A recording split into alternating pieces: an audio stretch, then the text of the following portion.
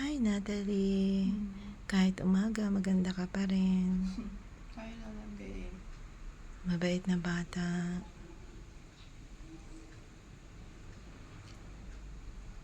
Kain po. Kaya lang ang mga millennials ba ngayon hindi gusto ang mga gulay-gulay. Pero kailangan kumakain ng gulay, balanced diet. Kasi pagka mga french fries, hamburger, slurpee, mga cold sweets, kaya ang daming mga nagkakasakit ng mataas ang sugar kasi sa mga kinakain. Kaya kailangan balanced diet. Para sa mga kabataan, masarap yung ganong pagkain. Pero iba pa rin yung healthy foods, vegetables. Nakain kang kalabasa? Opo.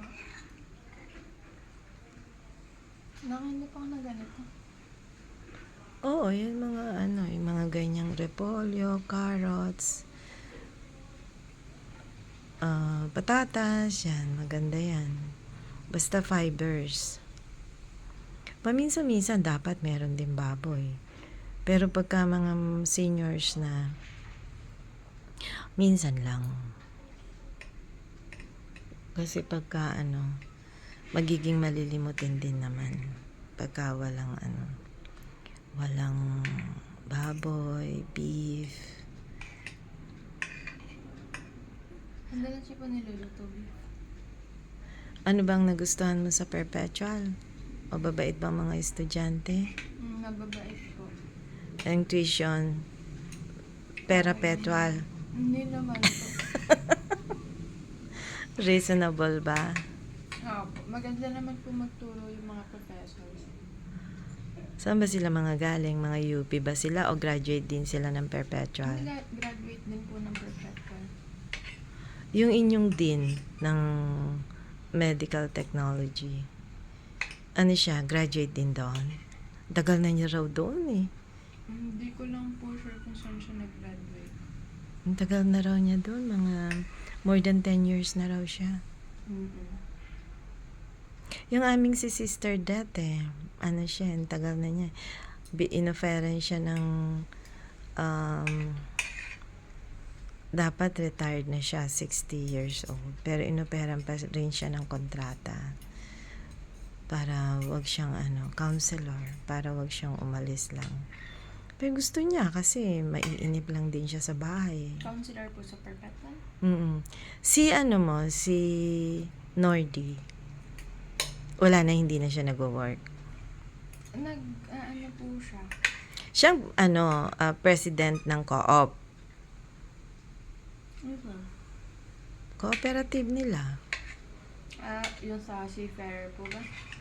Oo, yata. Siya po Tapos marami pa siyang mga trabaho. O di very useful pa rin si po siya, parang merong pamilya lending, na?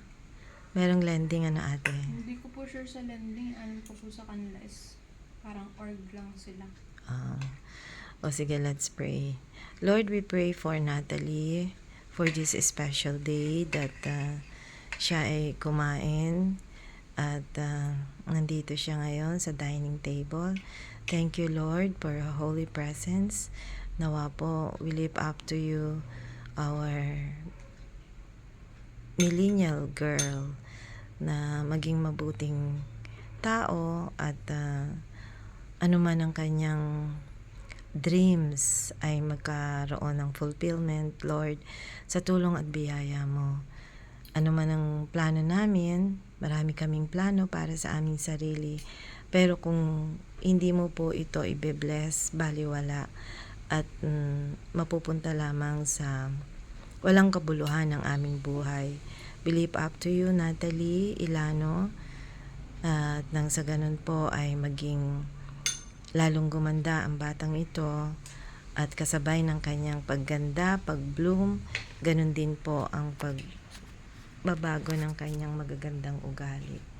and that Ilano family will be proud of her. At nang sa ganon, makatulong pa po siya sa mga less fortunate na mga relatives at sa mga taong nakapaligid sa kanya. Salamat Panginoon, give her more than enough wisdom na kakailanganin niya sa kanyang pagharap sa iba't ibang klase ng tao, sa everyday na kanyang mga exams, sa kanyang recitations, nawa ito ay makayanan niya ng hindi dahil lamang sa kanyang sariling effort, but rather, andyan ka po, dear Holy Spirit, to guide her, to protect her, at marami man po siyang mga bubuyog na aaligid-aligid, nawa po ay bigyan mo siya ng protection against dun sa mga nananamantala. At also give her the wisdom, the discernment na alamin kung sino ang mabuting tao na hindi siya lamang gagamitin at mapapabuti po siya sa pakikipagkaibigan. Hindi namin alam ang mga nakapaligid na tao po sa aming paligid kung hindi ikaw lamang po yung magbibigay sa amin ng guidance, awareness na ang espiritu ng kaharap namin na tao ay mabuti, malinis ang puso. Salamat Panginoon at nawa po every day we consecrate the lives, our lives, ang buhay ni Natalie especially, para po mayroon siyang guidance. In this we pray in the name of God the Father, Lord Jesus, and the Holy Spirit. Amen and amen. Diba Nat, yung iyong kaibigan, example, gusto niyang mag-aral, pero hindi na siya makapag-aral kasi wala na silang budget, Oo. O diba, yun lang mga ganong bagay. We have to be thankful dahil sa mag-aaral ka na lang, magko-concentrate ka na lang sa pag-aaral mo.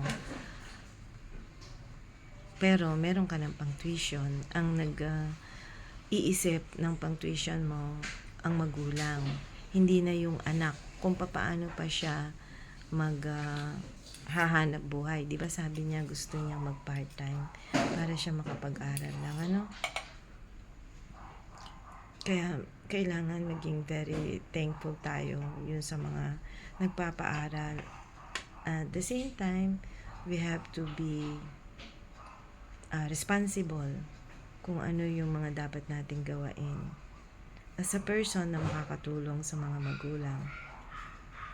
Ano-ano yun? For example, mag-aral ng mabuti para mas less ang risk ng danger sa labas.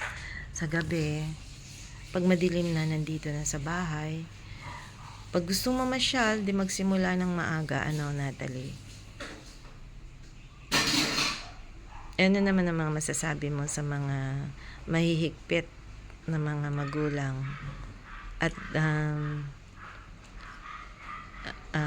yung kasama sa bahay? Kasi syempre both ways, hindi lang isa. Opo ka lang ng opo, tapos deep within naman, hindi naman galing sa puso. Hindi mo lang masabi yung gusto mong sabihin, It's normal naman po. It's out of pag-aalaga lang naman po. Looking out para sa mga anak.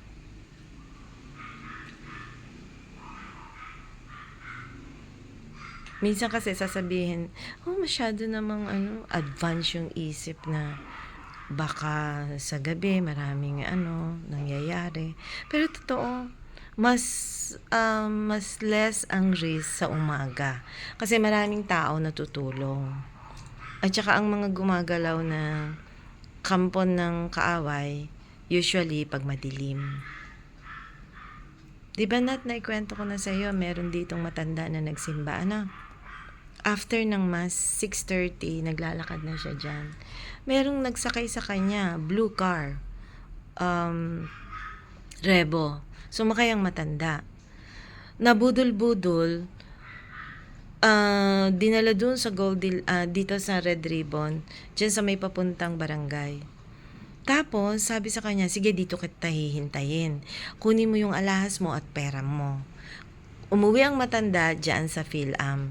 Bumalik sa Red Ribbon, ibinigay ang alahas at ang pera. Sabi, babalik daw ng 11 ng tanghali. Hintay ng hintay ang matanda. Nawala na. Nawala na, natangay na. Kaya, mag-iingat talaga dahil sa hirap ng panahon, ang dami talagang mga yun ha, may experience na yun. Kayang-kaya kasi nilang lituhin eh. Okay na? Buti, tapos ka na, no? Kinuwentuhan ka ng lola, ano? O, anong masasabi mo? Pag in-upload ko to. Sige, Nat. Bye-bye. Bye.